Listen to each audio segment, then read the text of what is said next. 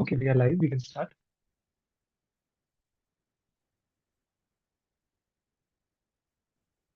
Hello, everybody. Good evening. And this I gather is the last session of the Gullak dialogue.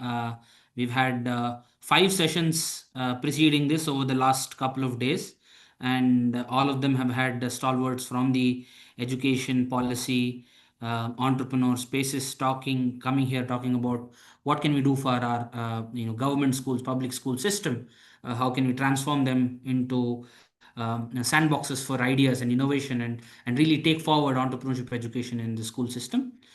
This very aptly named is the Solution Lab, where we've talked about the problems, challenges, and ideas so far, and what can we really do to strengthen the system by giving viable solutions, and how can we fund them, how can we source support for them, how can we scale them in a way that it lasts beyond a single pilot or a project, or it becomes more system driven and not necessarily a person driven.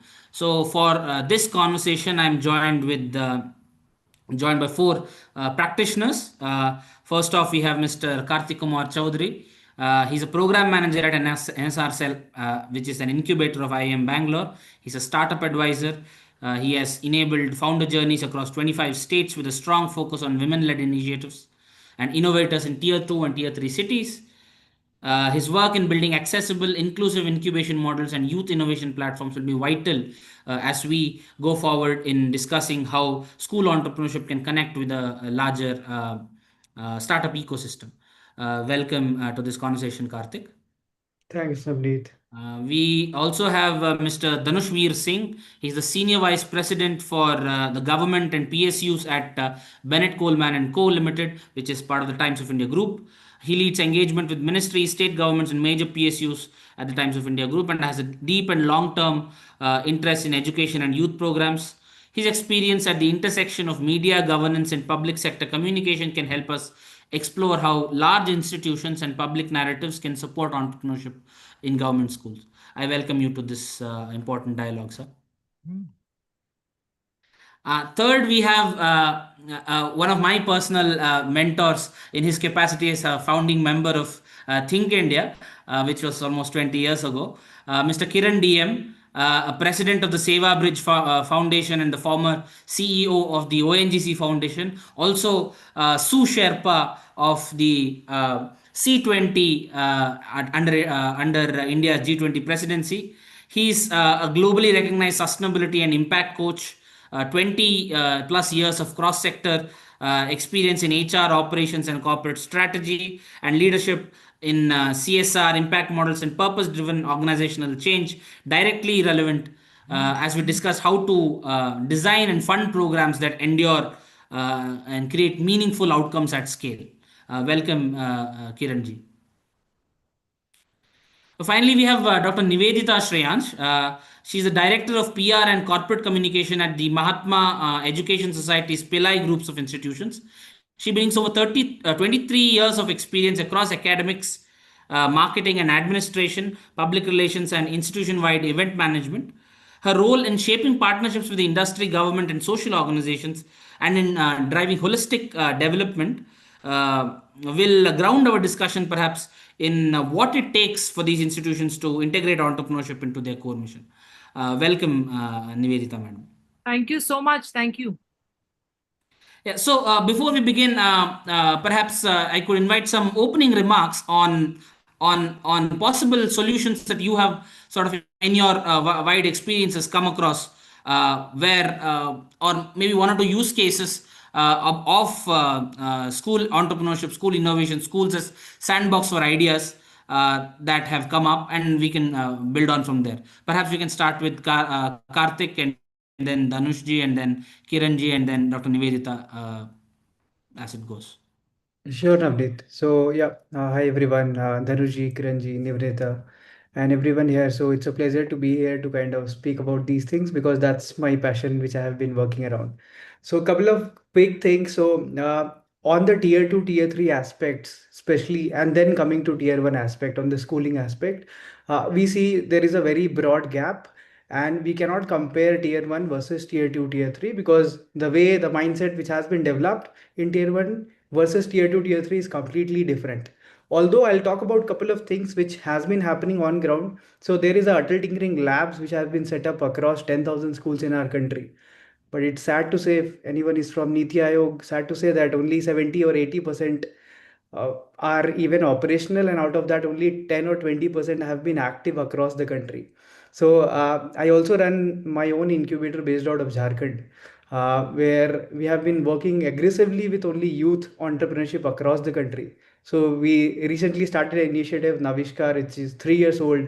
It's a pan-India initiative to kind of empower youth, so that the brain drain theory which we talk about, in which migration has to stop in, so that more people can stay back to their geography to implement a lot of things happening in that geography. For that we need a lot of support which has to come up, not only from the school forefront, but the corporates coming into picture. That's what the discussion would be all around. The corporates, the colleges, the universities, the administration which is locally supported has to kind of come on ground to kind of support in a way, so that we could drive something happening. Because nowadays, even for the matter, AICT has launched student hackathons, right?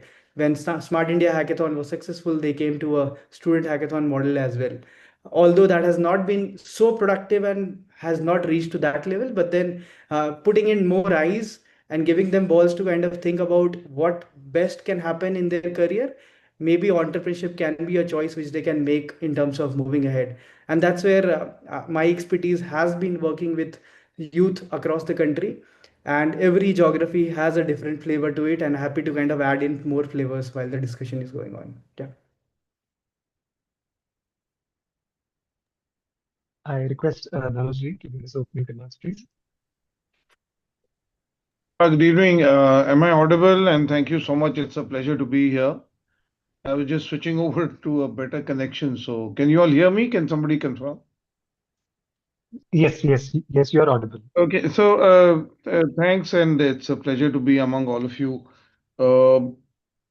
What better place than the base level of education to promote entrepreneurship? And where does entrepreneurship come from? In various initiatives seen across being done by the Times of India. The latest one being Ideas for India, which is running at this point in time. We have the culminating conclave uh, in Delhi on the 8th. The government of UP, since I work closely with the government and PSU sector, the Honorable Chief Minister of UP just ran a full-scale campaign under what they call Invest UP as Ideas for UP. And all of you may be surprised, but actually we should think of it that way only, that the largest number of ideas and thoughts came from children below 18-year-old. Now, the point is that if that's the mind that is thinking in such a fertile and in such a dynamic fashion, then it's there that the seed of entrepreneurial willingness has to happen. And this has a lot. We at the Times of India run certain schools and colleges in deep rural UP. We also run the Bennett University at Greater Noida. We talk to a lot of people. And one very important thing which I think this dialogue must bring about and to schools is that what is the role of parents in encouraging their children to think of becoming an entrepreneur rather than doing the safe track of going and getting an employment somewhere. We spoke to a lot of children, and they say that we want to do our own thing, but our parents tell us go the safety track way. So it's not about the, I think the ecosystem requires organizations like ours, which is doing this today. It requires the government, which the government of UP, I must say, the progressive UP under Yogi Adityanath today, is telling children and telling government schools, colleges, principals, principal secretaries that if you got kids who can actually set up their own enterprise, the government will fund it or will find various ways of funding it. A major roadblock is parents not allowing children to take risk. But in my view, if the kids have got all the willingness to do so, school level education should bring in that entrepreneurial encouragement. In the, I like to quote from a very, very senior, late Dr. Pritam Singh, who was like a mentor to me, who set up IIM Lucknow. Some of you might know him. And I was at IIM Lucknow when the placements were happening, and in about 4 hours' time, the entire IIM batch got placed. Somebody got jobs at Google, somebody got jobs at Infosys, somebody got jobs here, there, everywhere. So I asked Dr. Pritam Singh, I said, you must be a very happy man. He said, no, I'm very unhappy. I said, why? What happened? Why are you unhappy? He says, after doing this level of education, if these guys are all going to go work somewhere, I don't think that we've really done justice to their upbringing. If each of them would go and open their own enterprise and give a employment base to 100, 500, and who knows, millions of people tomorrow, that's really where it makes a difference. And it's true. Nations which progress are nations which are business mind entrepreneurial orientation. And therefore, to summarize what I'm trying to say, government role, we should influence, oblique, we should talk to various governments at different scales, build models where it is seen. Today, why is sport getting so much of encouragement? Because there is patronage. So you require government patronage, you require corporate patronage. Most importantly, you need that kind of a curriculum or an ecosystem to exist in that school, and parents need counseling. Kiran ji. Good evening, everybody. It's been a pleasure to be part of this discussion. I think in sometime in 2001, we did an experiment working with government school children in Karnataka. We picked up about 50 schools and tried out if we induce them with entrepreneurial skills and things, how will it flourish? Then we tracked those students for about 8-10 years. So the result was only a handful of 10%, less than 10% got into entrepreneurship. Some 10% attempted, maybe 2% succeeded.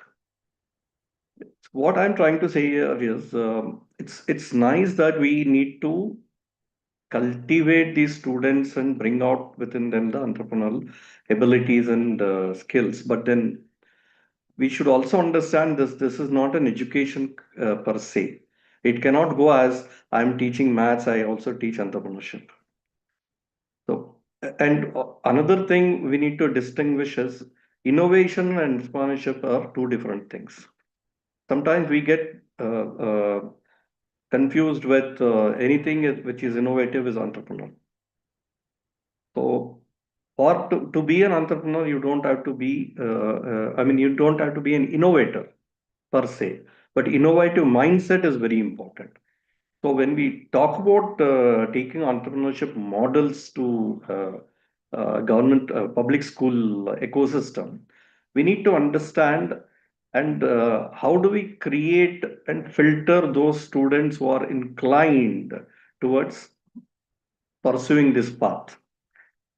I think the journey will start from there. And yeah, like Mr. Dhanush Singh said, it's very important that there is a patronage that is required because of the volumes of these schools and the kind of population of the children that are there. Anything which is done in a pilot 10, 20, 30 schools, 100 schools is not going to be a model which we can adopt. But then how do we scale this up and what should be the financial models that could be thought of? I think I will leave at this and then we will continue further here. Thank you, Kiran ji. Nivedita ji. Well, it's a wonderful discussion here with so many experts speaking on something which is much needed. It's high time we all get up from our sleep and we work on how do we make leaders, leaders from the school level. So that is what is missing right now. Our policy nationally focuses on the syllabus designed by NCRT, by Maharashtra State Board, by CBSE. So the schools and the principals and the management boards are taught, just to follow the subject, just to follow the timetable, just to follow 1+1 is 2. They have not been taught how they can think out of the box. That is the whole problem. So if we as educationists can bring out this factor and create this sensitivity amongst the children, that you should start thinking out of the box, and a subject should be dedicated for entrepreneurship or the skills whatever they like. A child should be given freedom to pick up a subject, a skill of his liking.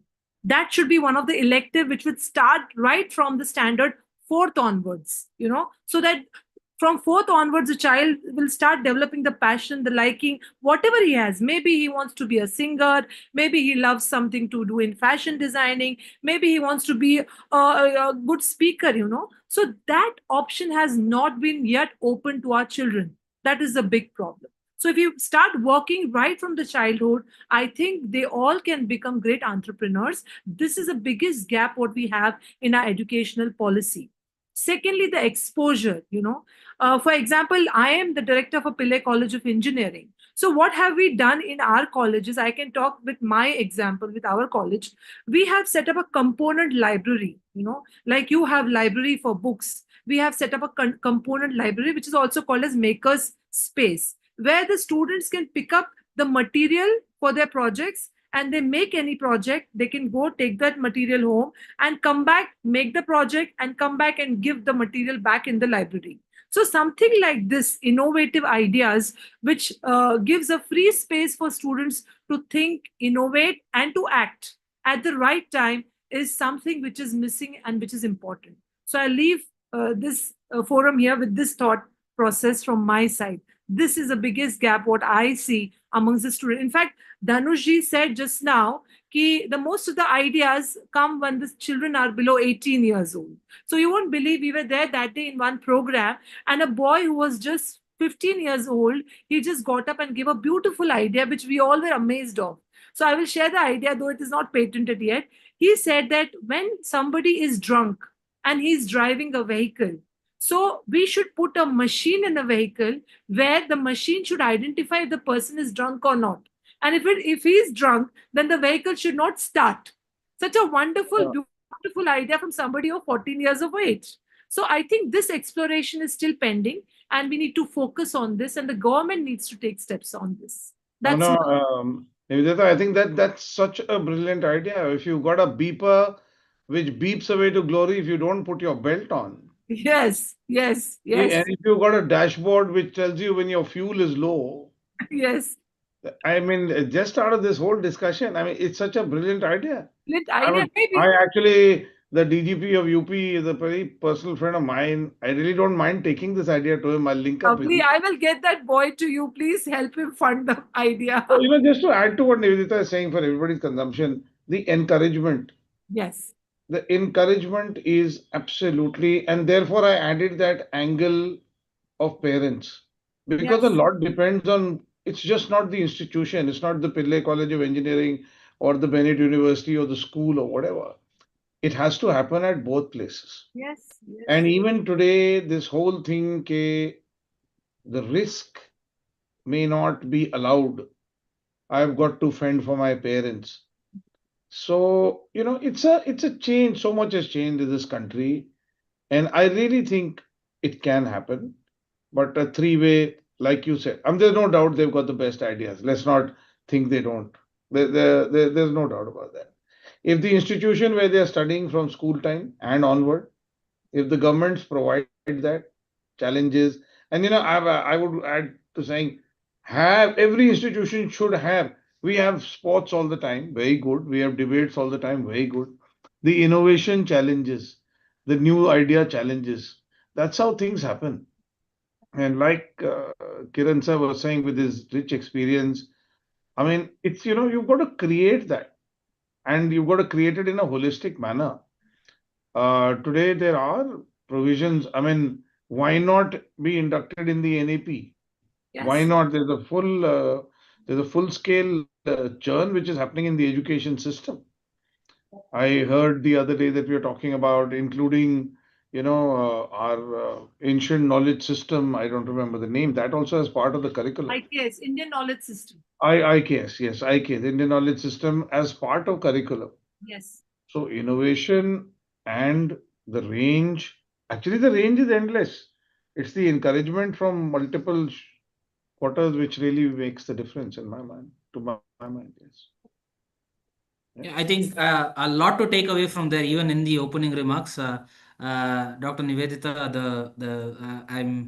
I work currently with the NCRT on the syllabus drafting, so maybe I'll take some of the out of the box thinking Make them up.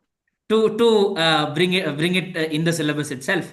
And even to add on to what Dhanush ji was saying, I think Invest UP is a great idea, just like Vibrant Gujarat and Invest Karnataka and many other states are doing. More district level or more regional focused things are also important in this case. For example, again in UP, I remember an event I was part of some months ago. It's called the Devariya Development Alliance, which is a little bit of a backward area in Purvanchal called Devariya. It's a district there, and the MP there is really pushing a lot of entrepreneurship level led development, Udyamita, say Vikas, as a model for through smart manufacturing, through small scale manufacturing, through tourism, through education, training, and a bunch of things. So, most localized efforts perhaps could help much better in this sense. Next, I'll ask maybe a couple of questions each to each panelist, and then we'll go into a rapid fire answer for all the questions for all the panelists. I know some of us have to leave a little early, so we'll try to wrap it up by 7 as promised. So Kartik, we'll start off with you. You've supported over 500 startups more or less across the country, and in your view, what would an early stage incubator or sandbox, whatever the case may be, inside a government school system look like? And what kind of funding, not necessarily startup seed funding, but ecosystem funding or partnership architecture it would require to be viable at a state or a multi-state scale? Cool. So, Ravit, I'll give you some of the things which we have implemented and which we are also thinking of implementing. So, at an overall level, 70% of the government school lacks functional labs. I'm even taking into consideration Delhi schools as well.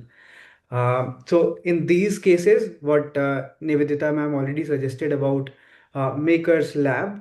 So basically, these schools could have a micro makers kit. Basically, in a way, like they could see what IoT is all about. They could also understand how AI works in a way, how blockchain works in a way. So a digital product and a physical product, which that could be experiential thing to understand what is happening in each of the industries. Because as a student, if I am not aware of the sector or the industry or the technology, I may not be able to think wisely on what next can happen in that area. So if you can give them a brief walkthrough about all those things, that will help them to understand what's happening in each of the industries.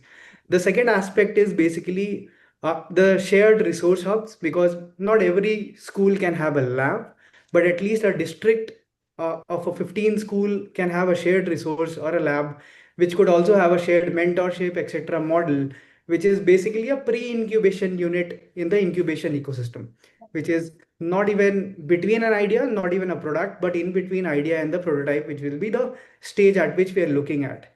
The third aspect which I'm talking about would be more in terms of the industry aspect, where a lot of the industries in the local fraternity, like let's take an example, Karnataka or maybe Maharashtra, there are a lot of industries who have very small scale works which they want to outsource it to people who could do it at a very less minimum pay for them.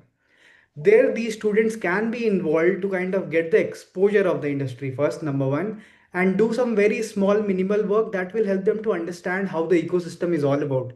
That's an inspirational way to understand how the sector is working, how the manufacturing industry is working, and that industry also gains in a way by their CSR activity that we welcomed 100 students from our geography. They came to our campus, did something, they worked out for 1 month. So it's a good report for a CSR industry as well to kind of present to the government going forward. The fourth aspect which we lack drastically in our ecosystem right now is all the big cities in our country have good set of innovators, mentors, and startup enablers who would be helping each and everyone. But when we go down to any district level or maybe tier 3 cities, hardly we'll find people who could at least come and share about what they have learned. Uh, I'll quote my example itself. So I hail from Jamshedpur, again a city which has been known globally for the activities that has been happening right from manufacturing to the Tatas as well. But if we go down there now, we hardly find entrepreneurs who would be sitting on the ground and building from there. It's a problem because they're not finding the right people around them whom they can share and talk to. It's not that we don't have ideas coming from there. It's just that they find good peace and environment in Bangalore or Delhi because they have more people who could support them and bring them to some kind of forum to kind of understand what will work and what will not. That's where we as enablers sitting in tier 1 cities should empower a complete package which could be given to them as a pre-incubation unit into these schools, which comes in a form with different layers. One could be mentoring layer, one could be a digital product layer, one could be skill layer, one could be funding layer. And funding need not be like a lakh or so.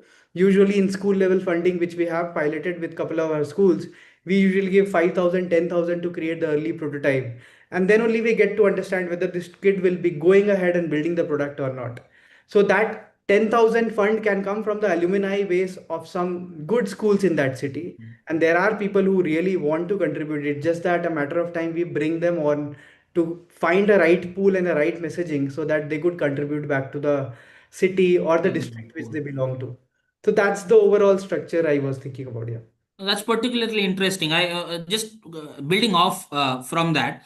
Perhaps existing incubators like NSRCEL or NRIIC, how do they systematically plug into this state education department, for example, through mentorship or innovation challenges, or any creditizing certain elements of the curriculum, making it entrepreneurship or whatever, without overburdening the existing teachers and school leaders, outside of and without putting extra school hours onto the child. Perhaps is there something you can think of? Yes, so usually on Saturdays and Sundays, right?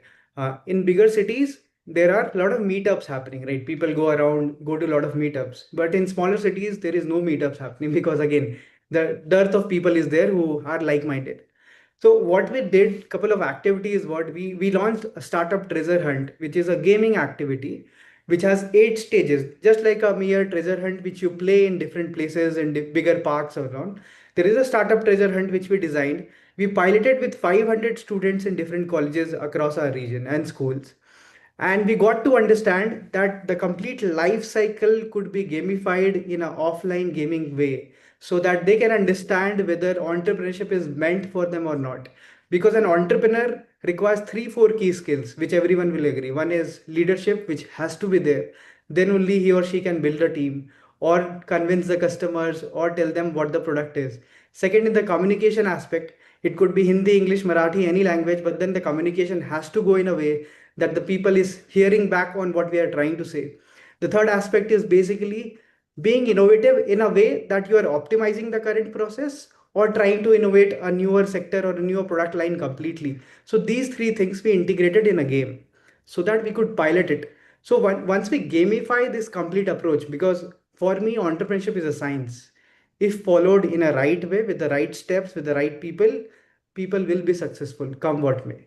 So if we are able to gamify in a way so that people start enjoying that aspect and not take it entrepreneurship or startup, because if we don't use these terms, it's easy for us to convince them that come for a game khelne wala hai.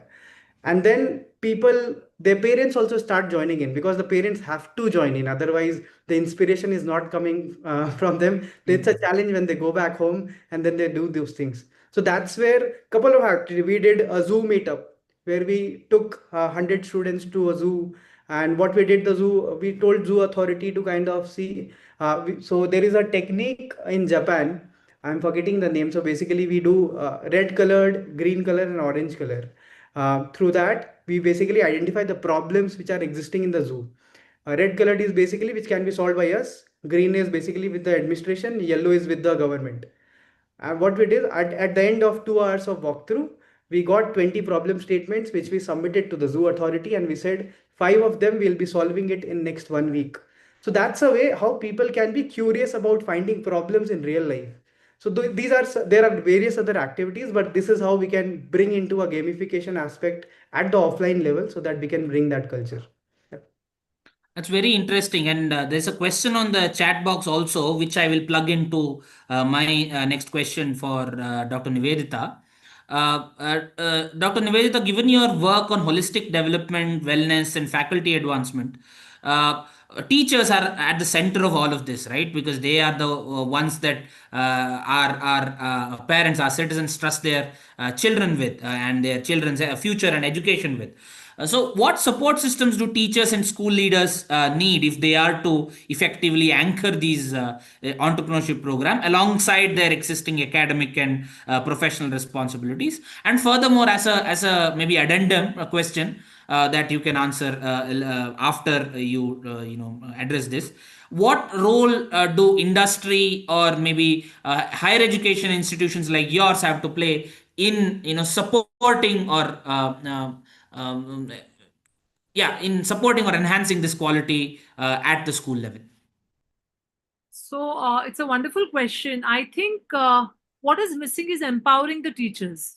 We all need to empower the teachers. To if some teacher is good, for example, you have just seen just now Tare Zameen Par Part 2. You see how he was able to change the life of all those autistic children. So that was because of the initiative taken by a teacher. So we all need to empower the teachers, and we should give them the freedom of thought and freedom of space to apply their ideas and to work with children wholeheartedly.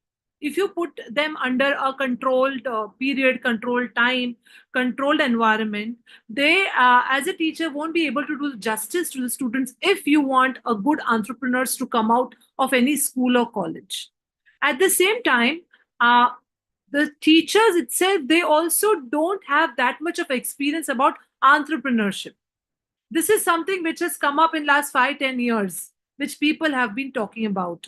Even the traditional system is training the teachers a regular syllabus. That is how they have been trained in their B.Ed program, D.Ed program, and teachers training program. They have not been taught about this. So giving them the training in this field is also very important, where they know how to guide or lead a class, a bunch of students, right? Secondly, one wonderful idea which came out in our colleges, that we thought that we should send, now we have a concept of sending the students for internship.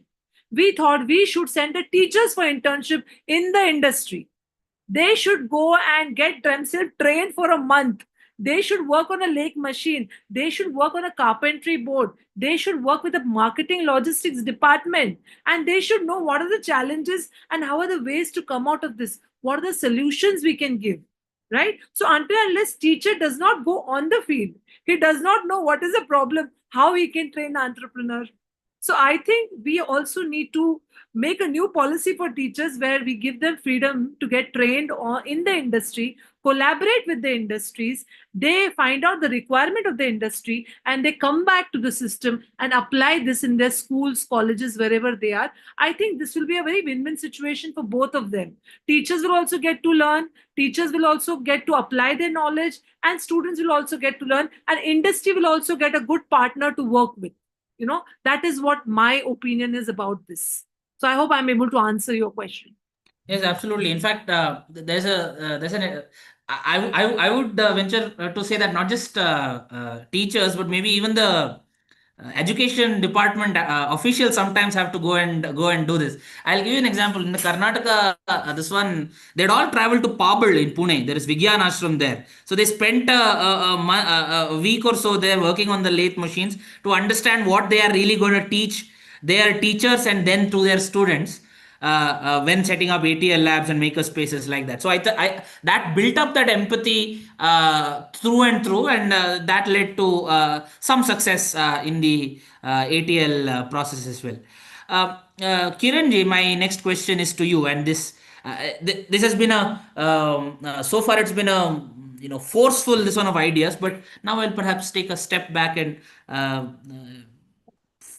force us all to take a step back and think a little bit. Uh, from your experience as in sustainability and impact, what indicators should schools, NGOs, funders, or whoever is interested generally in the ecosystem track to know that entrepreneurship education is not just an activity to sort of tick off at the year's end, but is actually building capabilities and life outcomes for students? Uh, Very interesting discussion going on. See, if you really look at the parameters for tracking, we are talking about high school kids till schools, which is about 12th standard kind of, which maybe around 16, 17 years kind. So majority by the time they come to that age, the thought process should be blended in them, that there is an avenue on entrepreneurship also, because it cannot happen when I come to my 12th standard, I decide whether I want to be an entrepreneur or not, or whether I should look at if I'm in an engineering college, I should look at building a startup. That mindset and that thought process should start in the early stage. If you really look at children who are at, I would say, less than second standard kind of, their aptitude to learn is much higher, and they come out without any conditioning in mind. So they're able to come out with a lot of solution, lot of ideas, lot of questions, and whether the education system is in a position to work on them rather than curtail those questioning. So if you really look at how are we developing and training teachers, I mean, this is fine, but then also look at it from the teacher's workload. So what is that they are going through? Is it viable to teach every teacher? A science and a maths teacher will not be able to teach English. So how will you expect all teachers to train entrepreneurship mindset? Because for me, entrepreneurship is a behavioral aspect. How do you build the thinking process, questioning process, solving process? How do I take risk? All this has to come as a behavioral change. And that behavioral change, you need to make it happen. Then you need to look at training few teachers who are good at it. Then also building the community based ownership. The community should also own up to say that, okay, as part of today, what is the interaction about with the community the school has? Except for programs, nobody comes and talks to them. Community means the leaders in that society should go and talk with the children in the school. Can there be one period so that you indulge them into these kind of thought process? You don't have to do anything big. The reverse of what I'm telling happened about 40, 50 years back in a small town called Pollachi in Tamil Nadu, where Mahalingam Institute, they were running a polytechnic. They said we will change the way the polytechnic works. What they said is, from morning 8 to 4, you go and work in various factories, because Coimbatore is known for manufacturing. They were going and working there. After 4 o'clock, the students used to come and study in the college. Believe me, in that kind of a model, many entrepreneurs developed because they understood what is the process of creation. And many of the allied industries were set up in Coimbatore town from these students who studied from this model. Because here they are learning something practical in the factory when they go to work. And they also understand, the factories also understand that these are kids who are studying, but they have come here to be not for 3 months, not for internship, but for 3 years of diploma. Right. So they were put into various roles, and that helped them to come out and become entrepreneurs. So if you're looking at pre-12th kind of a thing, I think we need to create the ecosystem for them to develop ideas, come out with taking risk. Can we give small task, maybe a small capital like Kartik was saying, 5-10,000 rupees. Udyam Maheshwari, I forget his Make it Maheshwari. Makin Maheshwari. He has been doing this in a very large way. He has Yeah. been working on this. But when I talk to him, he also comes back and says, Kiranji, as an experiment, it works. But when we really look at how many of them have become entrepreneurs, it's very low in percentage. So the problem is, like I said, it's not about you do one engagement, 3 months program, 6 months program, and they become just like that entrepreneurs. You have to start working with them from their young age. Look at how do we work with them, and also bringing in parents. See, if you look at the Indian culture, the majority of the business families, children are able to come out with understanding of the processes, because every day in the family talks, this emerges. So how can you create those kind of opportunities within the schools? How can you get business people to come like chachas in the schools and sit with the children and talk to them? Because n number of creation of labs, putting teachers, training teachers is not going to bring out this particular intrinsic quality. This has to evolve. You have to make the minds to think. Definitely, yes. Once we start this process, then we can have what you call the labs or the resource centers. Every block, can we create a small resource center for which CSR can fund? But you want to do it in every school, you want to train every child into entrepreneurship, it's not a viable model and it doesn't work. So you need to identify from the process, from the young age. You start identifying who are the people, children who can get into entrepreneurship. How do we encourage? It happens in sports, right? We start identifying kids at when they are third standard, fourth standard, coach them, and then they go on perform. Similarly with entrepreneurship, unless you have that intrinsic interest and intent within you, you cannot make an entrepreneur. If somebody has an entrepreneur intent, even when he goes into corporates, the way they work in a corporate as a director, as a marketing manager, whatever his role is, it will become entrepreneur in nature. So the if you really look at, I think, how do we create this mindset, the behavioral change, and for that, what is the ecosystem required is what I feel. Because the startup and those kind of incubation centers, what we are talking, all that comes after 12. But before that, it's more on behavioral part, the conceptualization part. Then the practical things will come up. Prior to ATI, Atal Tinkering Labs, it was Ford Jod, which was there. That also didn't work. Atal Tinkering Lab, like Kartik said, less than 30% actually keep doing. After the funding, first 5 years, funding is exhausted. How many are still continuing? But there are cases where there are children are even filing patents. That is also there. But for that, there is an ecosystem which is built. So we need to look at how do we actually make this as a flow. Work with the children, identify the children who have that kind of a spirit, then coach them, take it forward. So these are my, this is how I feel we should be working. Nivedita ma'am, you have something Yeah, to I add? think wonderfully Kiranji has said. I just want to add one point here. We also need to prepare themselves for failures. Right.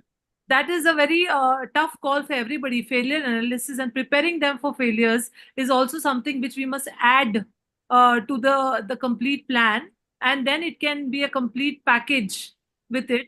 And then sustainability will come automatically, will not come. It all depends on how the project is, how the mentor is, and how the environment is around the student. So failure and making them mentally, emotionally strong, that is very important. कि कल अगर तुम्हारा business होगा भी नहीं, अगर आपको rejection मिलेगा, तो this is a main thing. And make them, keep them going, keep them moving ahead is something we will have to work on. Now might be a lot of mentors and everybody might be working on, but here I will definitely say holistic education will come in action, where we will stress something on emotional well-being, emotional wellness through the practice of meditation and inner engineering. This is something which I will definitely recommend to be mentally and emotionally strong. I'm done. The irony, I just like to add with what Nivedita ji said. The irony is that teachers are all trained to give marks for success, not for failures. Yeah. So, and in the same ecosystem, we want them to teach entrepreneurship. It's a no-no. Uh, I have a small addendum to the question, picking off from your last observation, which is after the funding dries up, what happens essentially? Purpose-driven cultures and meaningful change at scale are favorite topics of yours, where you have spoken in a couple of places I've heard. What institutional mechanisms at school or district or state levels do you think are important to prevent these programs from fading off after the initial funding or after the initial champions move away? Uh, Uh, See, unless there is a government grants, this thing will not work, because we are talking on an average 1,600 to 1,800 schools per every district, on an average. But if it is so, if that is the kind of schools what we are talking, and even if you're looking at 30% of that, because that will be the higher education, I mean, sorry, high school kind of a thing, even then it's going to be huge funding that is required as a grant. yeah. So one is government has to bring out a systematic approach towards how do we encourage this. Second thing, how do we merge or get the CSR and philanthropy funding that happens in India? Uh, See, the philanthropic funding is 1,32,000 crores in India every year. It's this is formal philanthropic funding that happens in India, which is much bigger than some of the state budgets. If you look at around 8 to 10 state budgets are less than 1,32,000 crores. So this is the kind of funding that is there. So if you look at Vadwanis, they did try setting up working with public schools. There are foundations, there are things available, but there has to be a government policy and infusion of some grant. In addition to that, the implementing partner should not be the government, because the government doesn't have that mindset of becoming entrepreneur. So we should, the partner should be somebody else for whom the funding should come from CSR or any other philanthropic organizations, or why not even World Bank, if we are able to position this properly. Even they can fund, because it's a developmental thing and it's a long-term thing. If you are able to sustain this over about 15 to 18 years, then you will know the results of what this program has done and why it is important. Bringing out the guild system, because we are all talking about urbanization related entrepreneurship. You need to understand there are many states in India where ghost villages are being created because of the migration that is happening.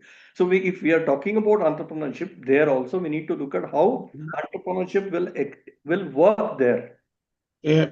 Uttarakhand is one of them. Exactly. Uttarakhand is one of them, and the major concerns of the government is, and there is plenty of willingness to create entrepreneurship so that people live there, earn there, and sustain there instead of running away from there. Yeah. And if you really look at in Uttarakhand kind of a scenario, it's a women who are staying there. So how do we bring the entrepreneurship within the women? And if you really look at women have that kind of a, I would say, built-in acumen to work on entrepreneurship. So we need to look into these kind of things. But definitely the model, financing model, should be initiated by government, but then be supported largely by philanthropy and CSR. Yeah, I completely agree with what Kiran. It cannot be only government. Actually, I'm just picking up one key word from this whole thing, and that's the ecosystem comprising of multiple stakeholders. It just cannot be one. So spoken about teachers. Nivedita spoke about training of teachers, taking them to thing. I spoke about parents. We've been, the discussion has been. I think it's covered a lot of stuff. But what Kiran is saying, How do we put it together? One, and then two, it always works best if you create a small model, actually see it through, and then try and replicate it rather than just only talking about what should be done. So when Karan was briefing me this morning on what we are going to be doing today, I liked what he said, इसको जमीन पे कैसे उतारना है? This is what Karan told me. तो जमीन पे कैसे उतारना है ये भी हम सब लोगों को सोचना चाहिए, चाहे एक जगह उतारे. If we can do one successful model, you can take it to 1,000 other places. Dhanushji, my next question is to you, and it also pulls from one of the questions asked in the chats. You work at the junction or the intersection of media, governance, and large public sector institutions.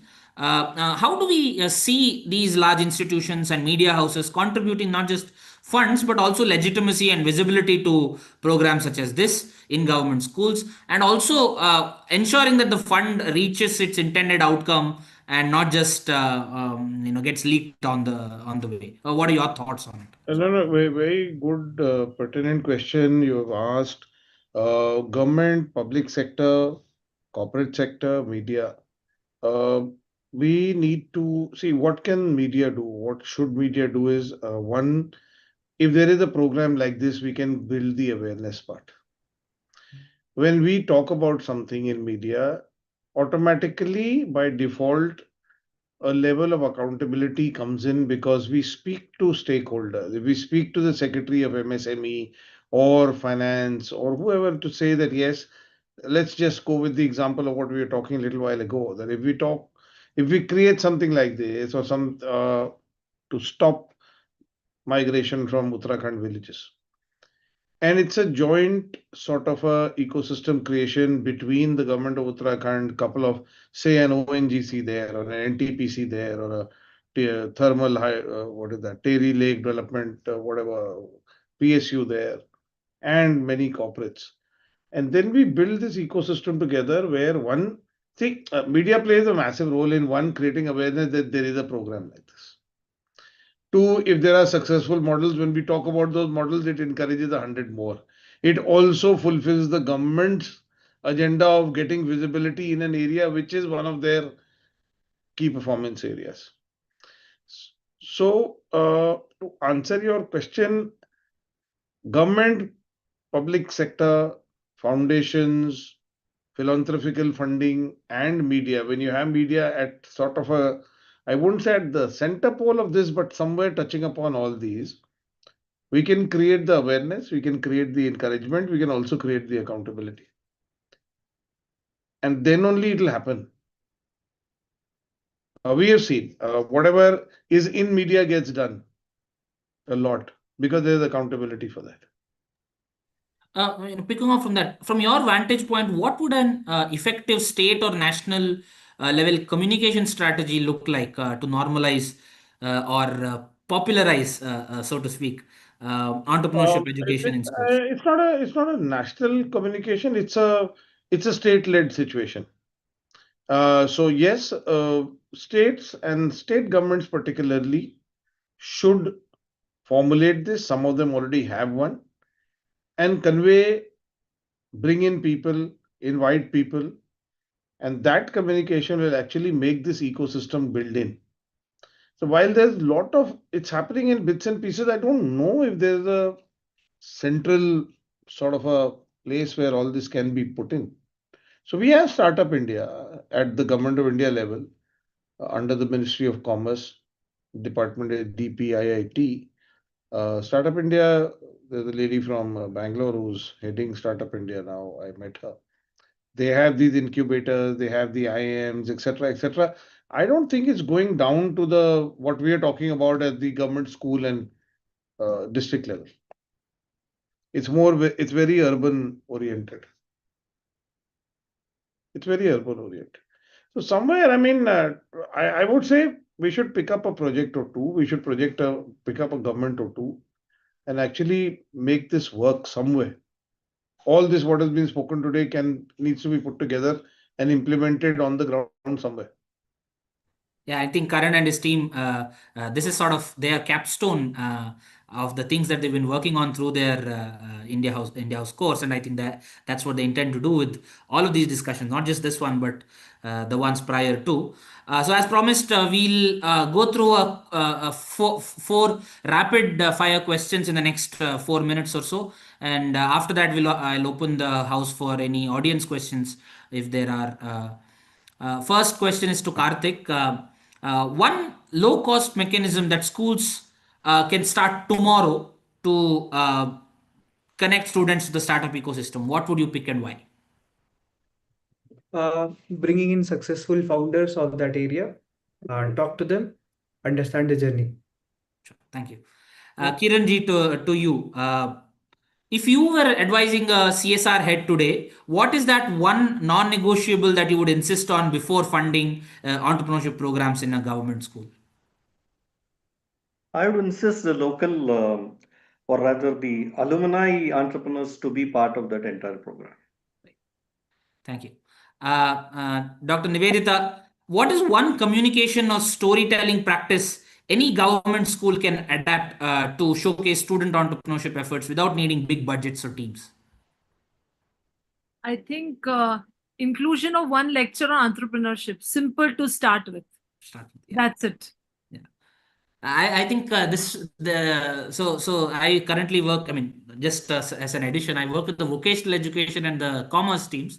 So entrepreneurship is a chapter in commerce, and entrepreneurship in all of these vocational education programs. So hopefully I think more that of season, ideathons should be right, that too, launched in the schools where they can come up and give their ideas freely. So ideathons and lectures on entrepreneurship right from 5th standard, 6th standard, to make them understand the basic. How can you create interest in them until unless they know about it?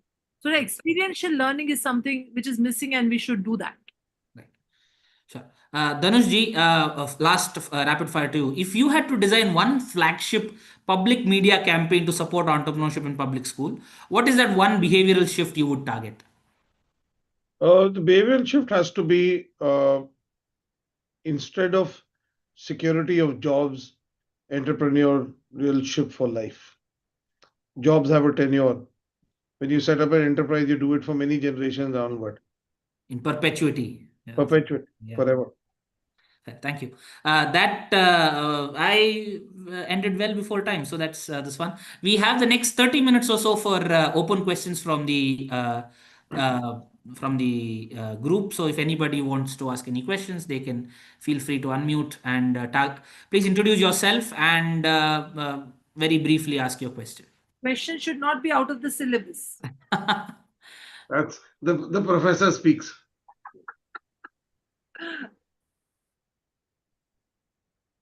Or the director speaks, I should say. Right.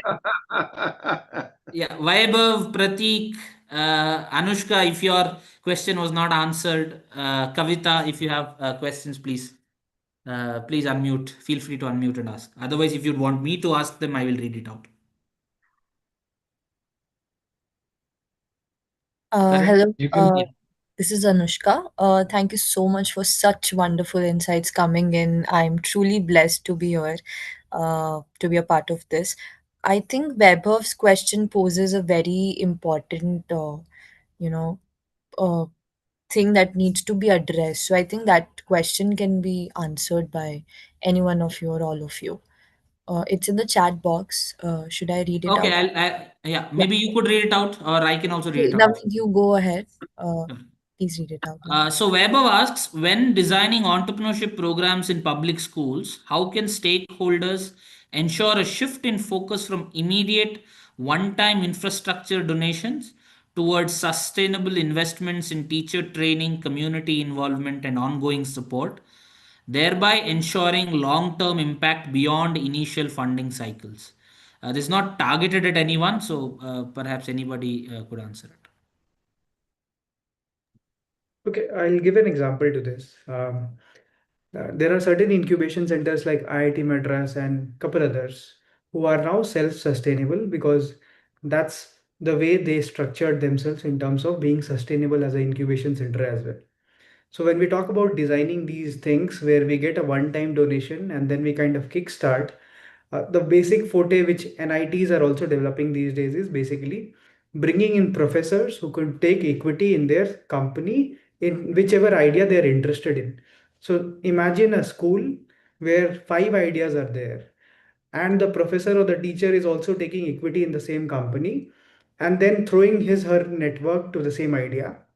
That brings in more aspect of being successful than just leaving it to the students and guiding it throughout the journey. So IT Madras over the years took it as a journey where they set up incubation unit, deep tech center, etc., etc. And then all the professors, like recently I was sitting with IT Madras director who had come to IIM Bangalore, and he explained that he is having equity in 60 startups which were incubated at IIT Madras. So that's the level of motivation they have brought in. A professor enters with a BMW car, that's the motivation they have brought in, rather than I am indoor professor entering in a Maruti 800. So the motivation level for each and every stakeholders will be different, and that's the process and the mechanism which we need to develop in a system so that these models can be sustainable. And it has to be led as an entrepreneurial venture as well. So if an incubator is being set up, it has to be led as an entrepreneurship career for the CEO also, who is managing the incubation center. It cannot be some way that we are completely dependent on donations and CSR funding to kind of drive things going forward.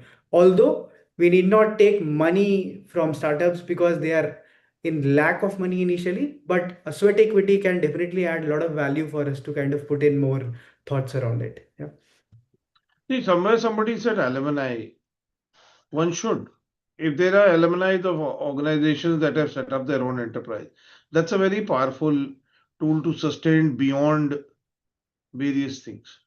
And drawing back, I saw this. I'll like to share an example. A gentleman called Ritesh, who's the founder of OYO.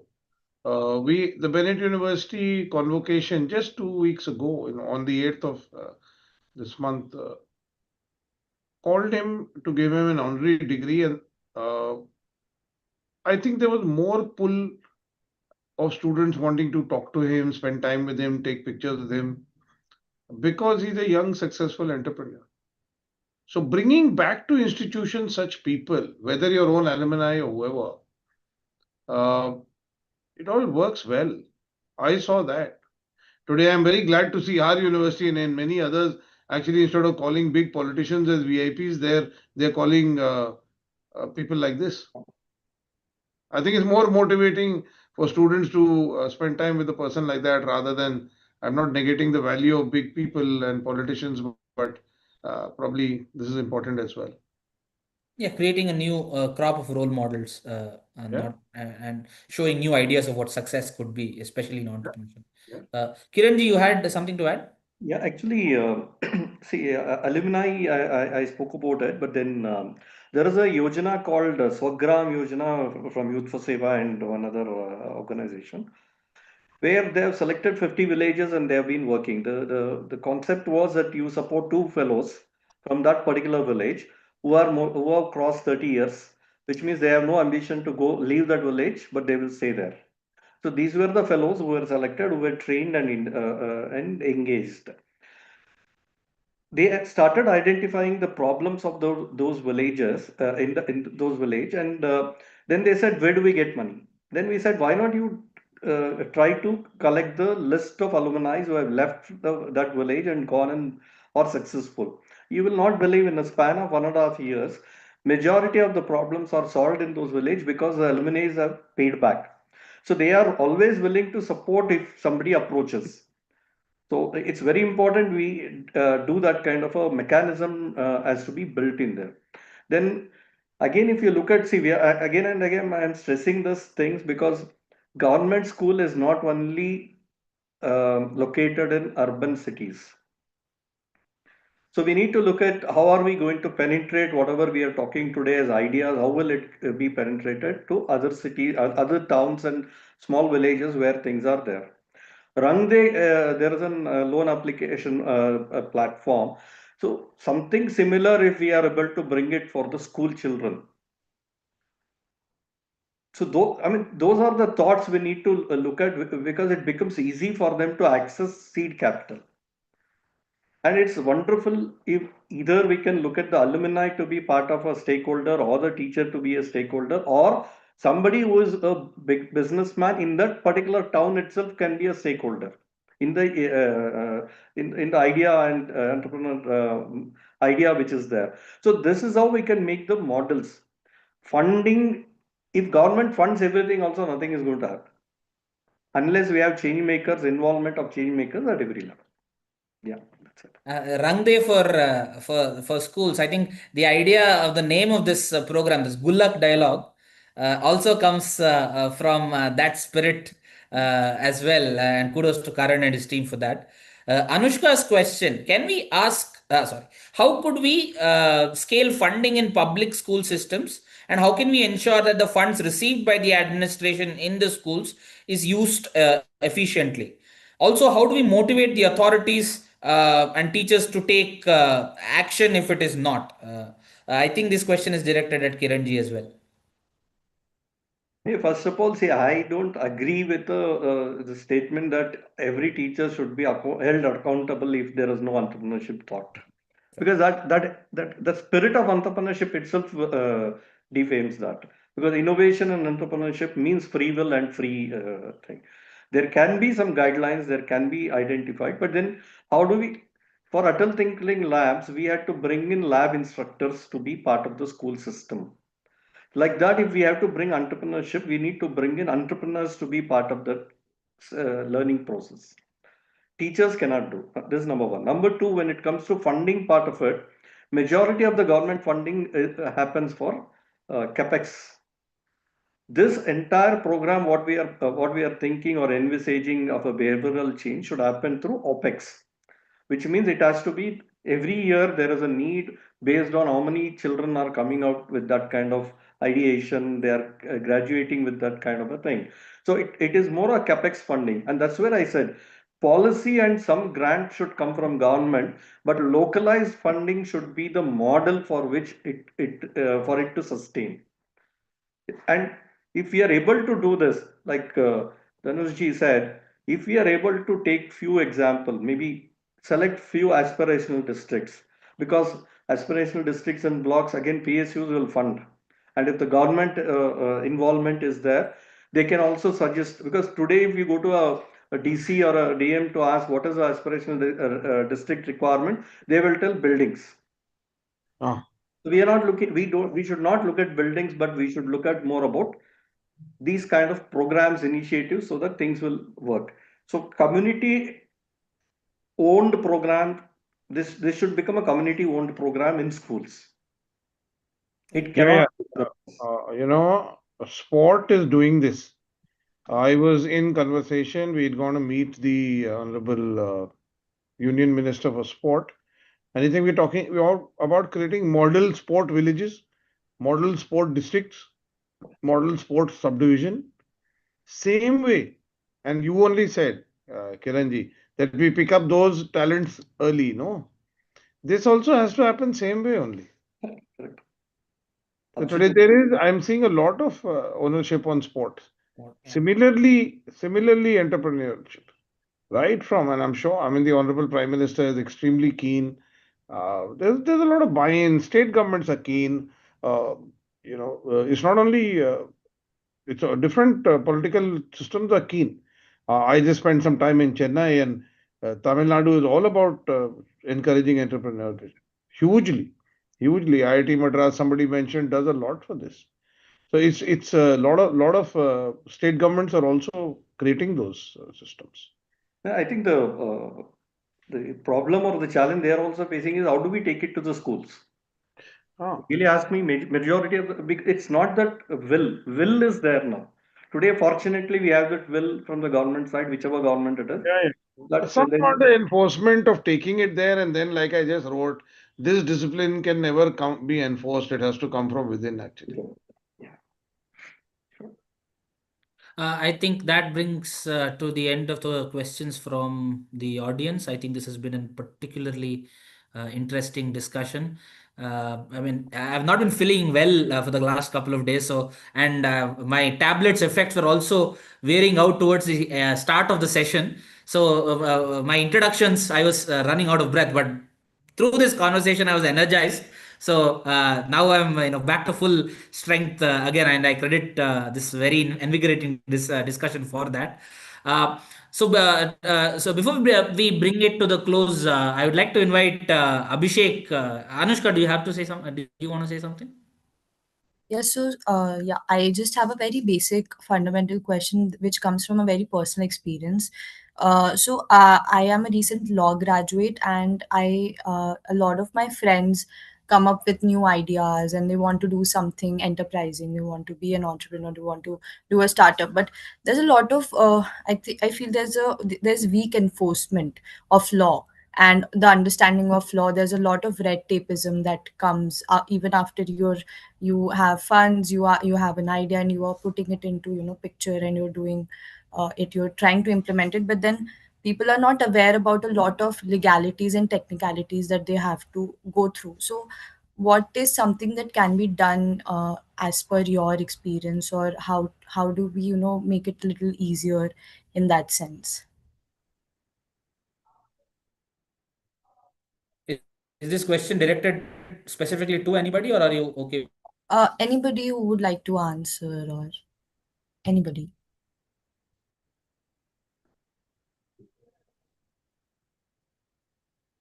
Anushka, just for clarity, is it like you want to get into legal tech startup or legal sector startups, and how do you want to take that journey ahead? What is it? Just for clarity. Look, not just a legal tech startup, or not specifically legal startup, but anybody who's starting up something. The paperwork, the red tapeism, it's intimidating, and they're not. The legal parts, people are not very much aware about it, how to go about it, how to protect their ideas, how to the IPR is not well enforced. They're not very well aware about it. So, do you have any suggestions or any advice per se for that, since you have a great experience in that field? Anushka, I think this is not very relevant to this discussion. I'll connect you to the speakers separately. I think you can take it with them, offline. Uh, I will, I I will just answer one thing, Yeah, sure. Anushka. Uh, it is we are living in a country, and let me tell you, we also are the top ranking. It's not a very good news. Top ranking in corruption also. So not a very very happy statement. So I think we all have to prepare ourselves mentally and emotionally to face these challenges and to make pathway out of this challenges which will come in front of you. But you should not give up. But you should keep trying and follow your honest gut feeling, follow your heart, and follow your goal and vision without getting deviated or without getting disturbed by the fact that there is red tapeism happening here in India. You have to live with it and you have to grow within the system. And you have to try to break the barrier and come out of it and succeed from this. So everything it lies within you. It is up to how you handle it, how you face it, how you manage the situation, and how you succeed in it. So you have to be preparing yourself mentally and emotionally. To Yeah, and there are enough and more examples to show that if you want to navigate it, you will. Yeah, yeah, you have to. We are living in a country where this is a major challenge which everybody is facing. It's not going to come on a platter. You got to navigate it. Yeah, you have to navigate. If you look at Suhas Gopinath's life, if you read it, Yeah. he started as an enterprise when he was not even able to get his PAN card in the same country. So there are systems, there are blockages. I know, I understand. You might feel overwhelmed, but then there are also organizations which are helping startups. Many of the, I mean, there are plenty of organizations. So I don't think that should be a worry at all. So information and the right mentorship, I think that's what we can take away from here. No, Perhaps also in fact, youngsters identifying the like right. her should actually find the way and then become examples of telling others how they found the way. Exactly. So this is how your struggle begins. Yeah. And then through your learnings, help others to Yes. overcome. Thank you so much. But be Just prepared get that mentally. motivation, yes. It's Yeah. more of So motivation for you than information, actually.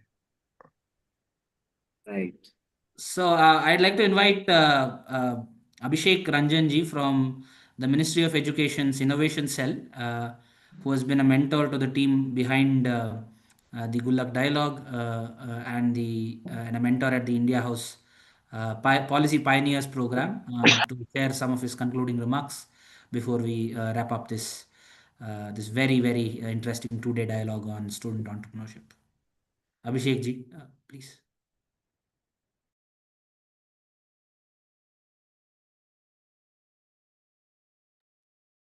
Am I audible? Thank you, Navneet ji. Thank you to our panelists, especially Kartik ji, Dhanush ji, Kiran ji, to all others. Special thanks to my team. Uh, it was like, a different journey. And Karan ji, Anushka ji, and all our team members, Pratik ji and all.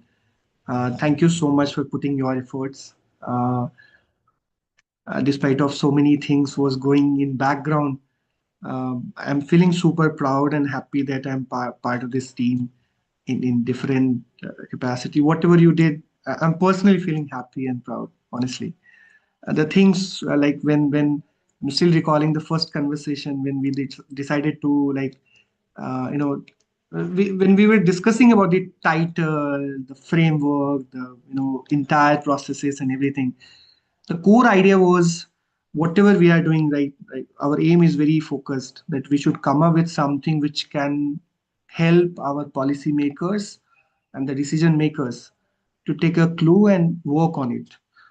This team is working very hard despite of their personal, professional, and social commitment. They came up with some idea which I believe is very important.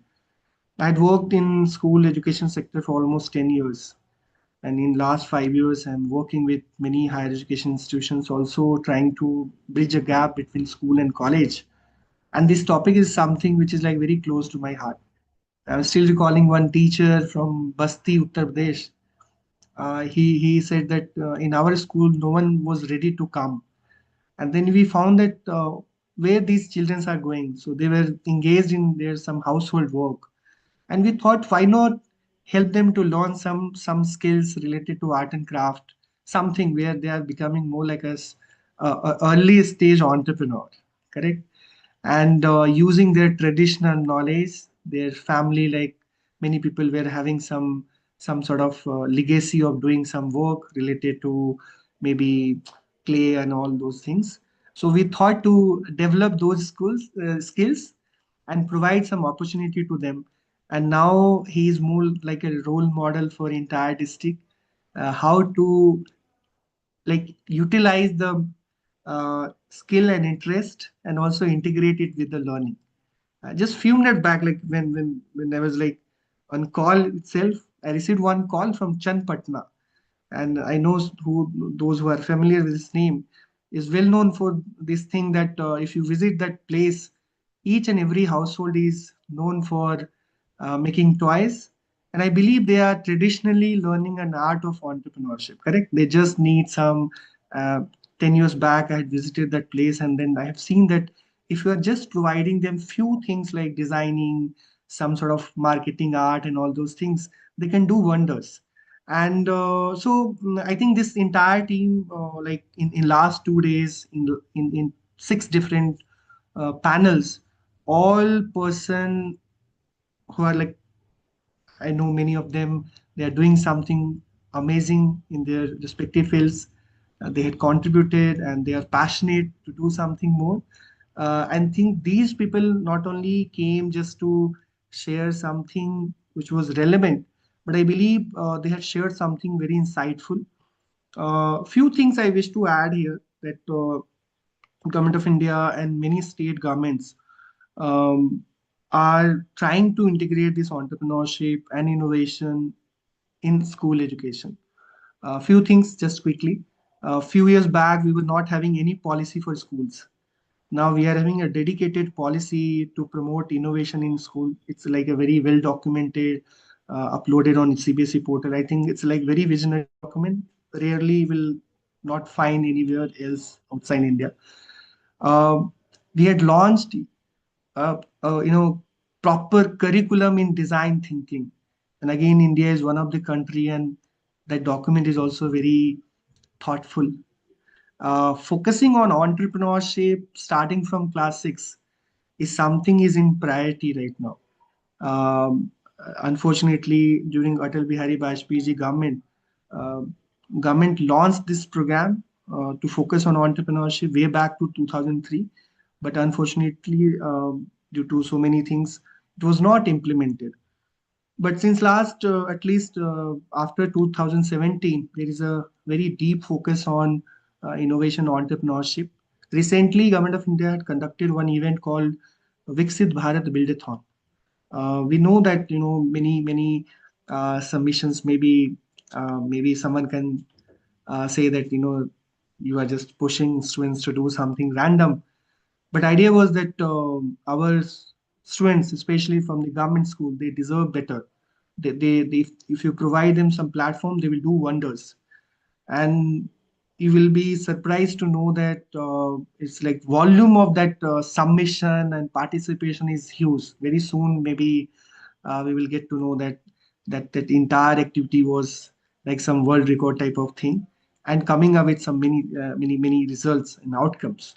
Other than that, we have seen a very welcoming change in last cabinet decision when government introduced that that right now we are having 10,000 Airtel tinkering labs, but 10,000 is not sufficient. India is having 7.5 lakh schools uh, who are offering class 6th and onwards education.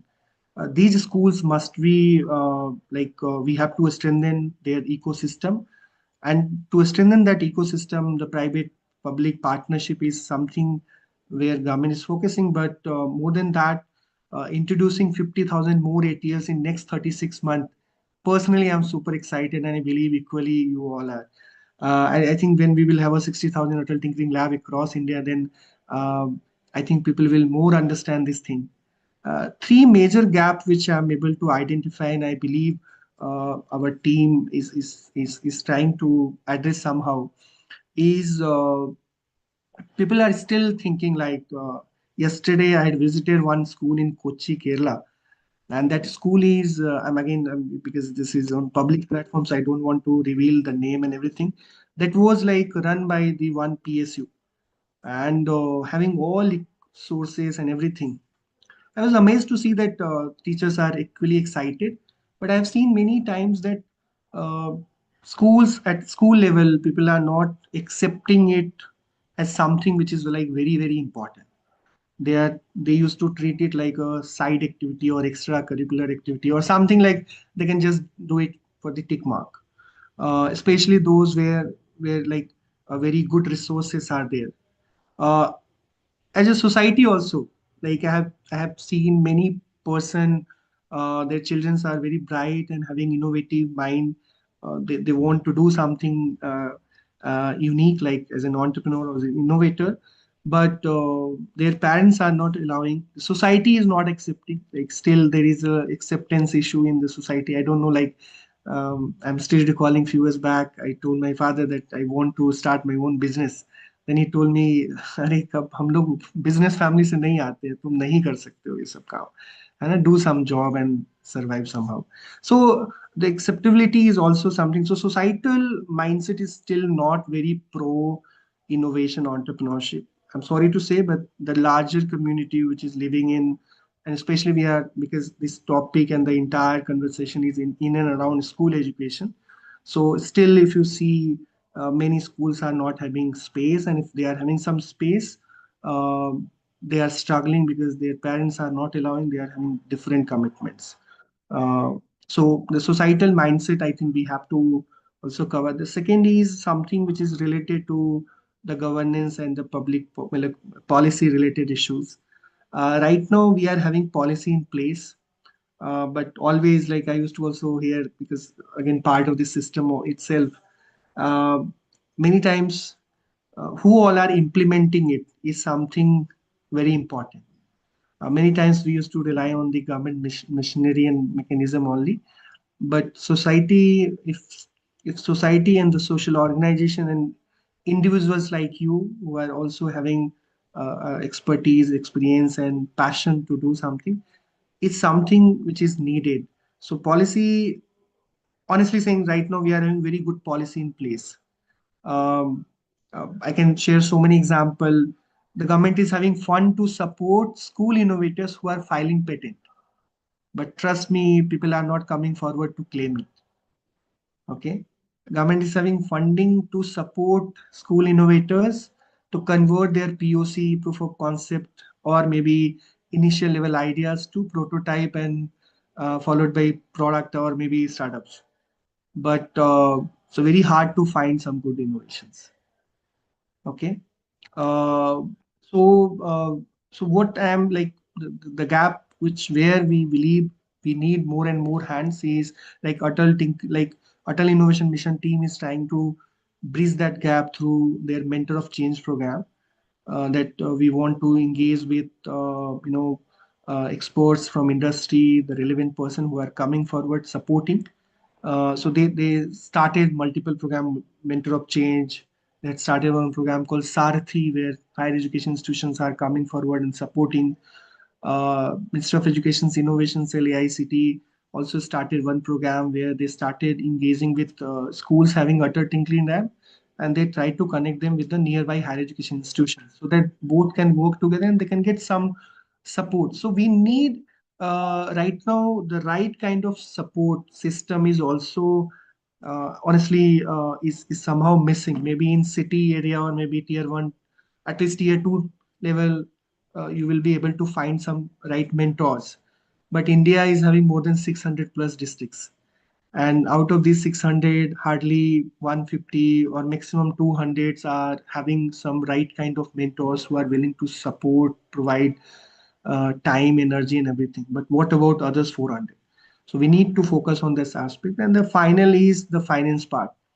Right now, if you really want to support this right now, like in fact, the entire ecosystem and whatever I'm saying in a very personal capacity, that we are having huge fund for innovation. Uh, yes, we are also having so many schemes, including MSME and all, Mudra loan and all those things.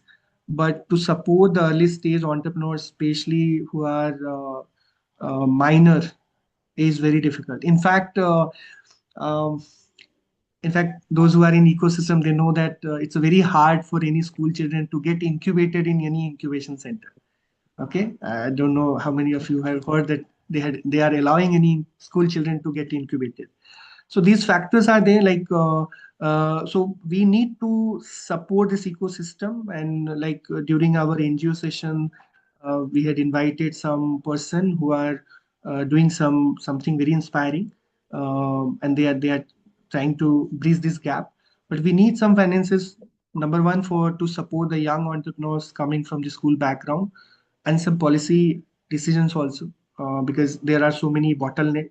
I can cite so many examples, but I don't want that, because of they are the minors, they will not be able to do many things. Okay.